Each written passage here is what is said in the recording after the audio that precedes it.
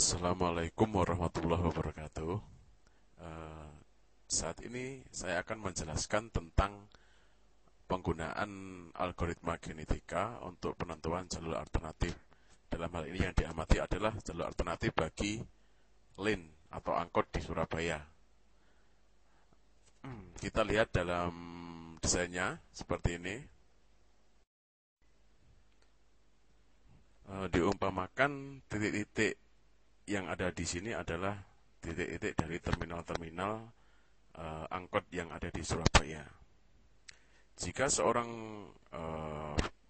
penumpang angkot ingin melakukan perjalanan dari titik A ke titik E atau dari terminal A ke terminal E, maka jika dia tidak tahu, dalam sistem ini akan ditemukan suatu hasil yang mana nantinya akan memberitahu si penumpang tersebut jalur lin apa saja yang dinaiki dan transit ke terminal mana saja, termasuk juga dalam hal biaya dan waktu. Algoritma genetika dalam kasus ini memiliki langkah-langkah sebagai berikut. Yang pertama adalah pembangkitan generasi awal, di mana pembangkitan generasi awal ini adalah titik-titik yang akan dilalui dari titik A menuju titik E, sehingga didapatkan data seperti ini: A, B, C, D, E, A, B, D, C, E, dan seterusnya hingga kombinasi ke N.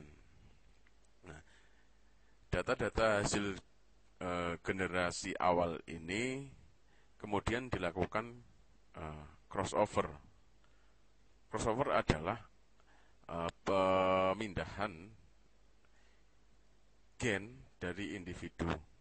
Jadi seumpama di sini ada gen 1 AFJGE dan yang kedua ADBJE.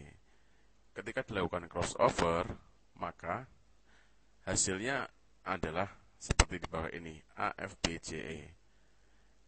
Kenapa bisa demikian? Karena gen F ditukar dengan gen D, sehingga hasil dari keturunan kedua gen tersebut adalah seperti ini. Hal ini dilakukan untuk semua individu. Jadi nanti akan dihasilkan banyak child, banyak keturunan. Nah, dari keturunan-keturunan tersebut kemudian dilakukan suatu proses namanya mutasi. Yang mana proses mutasi ini adalah pertukaran gen dalam individu itu sendiri. Seperti dilihat dari di sini.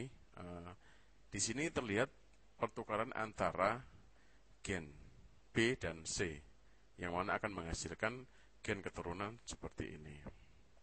Nah, dari hasil-hasil keturunan mutasi ini kemudian akan dilakukan suatu seleksi. Jadi seleksi adalah pemilihan dari sekumpulan data, yang mana data yang dipilih adalah data yang paling optimal. Misalkan 3 data optimal, atau 4 data, atau mungkin 5 data optimal, sehingga hasilnya akan didapat seperti ini. Ini yang digaris ini adalah hasil yang paling optimal. Tetapi karena kasus ini adalah kasus yang bisa yang user bisa melakukan pemilihan terhadap jalur yang ia pilih, maka akan diberikan suatu opsional. Jadi nanti hasilnya adalah 3 jalur alternatif. Jadi user bisa memilihnya.